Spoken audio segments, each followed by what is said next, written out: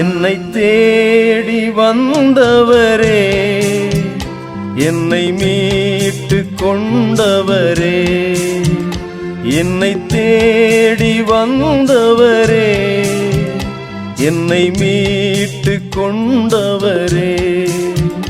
உம்மை அல்லால் வேறு தெய்வம் இந்த பூவில் நான் கண்டதில்லை, இந்த பூவில் நான் கண்டதில்லை, இந்த பூவில் நான் கண்டதில்லை.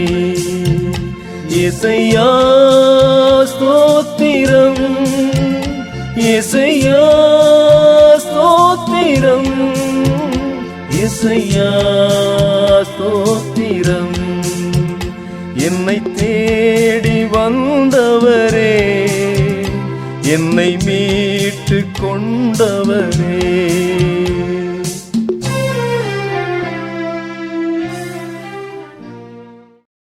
கர்த்தருக்குள் அன்பானவர்களே, அனுதினமும் கிறிஸ்துவுடன் தியான வேளைக்கு உங்களை அன்புடன் அழைக்கிறோம். இன்றைய தியானத்திற்கான வேத வாசிப்பு மத்தேயு 4ஆம் அதிகாரம் வசனங்கள் 1 முதல் 11 வரை. தியானத்திற்கான தலைப்பு சோதிக்கப்பட்ட ஆசான். அப்பொழுது சோதனைக்காரன் அவரிடத்தில் வந்து, இந்த கல்லுகள் அப்பங்களாகும்படி சொல்லும் என்றான். மத்தேயு 4:3. பள்ளிக்கு பரிசோதகர், இன்ஸ்பெக்டர் வருகிறார் என்றால் அவர் என்ன கேள்வி கேட்பாரோ என்று மாணவர்களுக்கு எவ்வளவு பயம் இருக்கும். இவ்வாறான சூழ்நிலையில் துணிவுள்ள ஒரு மாணவி மட்டும் சிறிதேனும் பயமின்றி இருந்தாள்.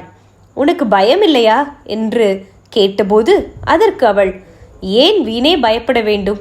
நம்மை பார்க்கிலும் நமக்கும் சேர்த்து நமது ஆசிரியர் பயப்படுவதை பாருங்கள்.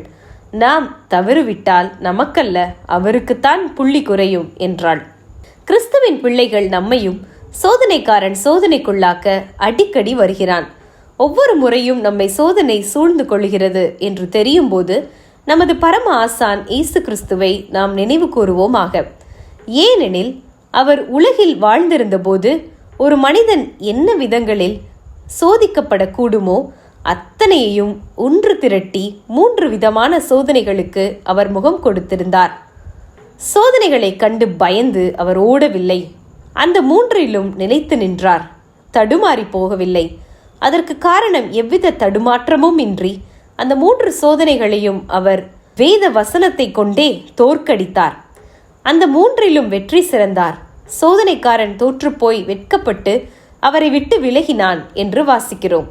ஆம், நமது பரம ஆசான் ஒரு சோதிக்கப்படாத ஆசான் அல்ல, அவர் சோதிக்கப்பட்டும் பாவம் செய்யாத ஆசான்.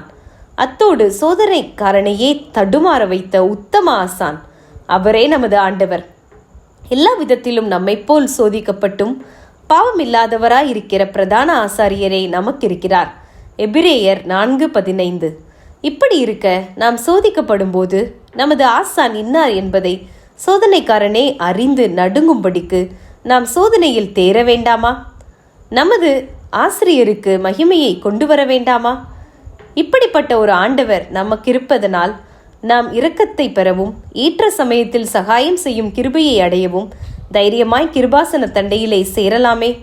தேவ பிள்ளையே, பரீட்சை சொல்லிக் கொண்டு வரும், ஆனால் சோதனை சொல்லிக் கொண்டு வருவதில்லை. சில சமயம் நாம் நாமாகவே சோதனைக்குள் அகப்பட்டு விடுவதுண்டு என்பதும் உண்மைதான். ஆகையால் நமக்கு முன்னே சோதிக்கப்பட்டு வெற்றி சிறந்தவர் பாதம் அமர்ந்து அந்தந்த நாளை நாம் வெற்றியின் நாளாய் சந்தித்து கர்த்தருக்குள் களிகூறுவோமாக. ஜெபம் செய்வோமா? கர்த்தாவே, சோதனைகளை ஜெயித்த உம்முடைய பாதத்தை பற்றி கொண்டு எல்லா சவால்களையும் நாங்கள் வெல்ல எங்களுக்கு கிருபை தாரும். ஆமேன்.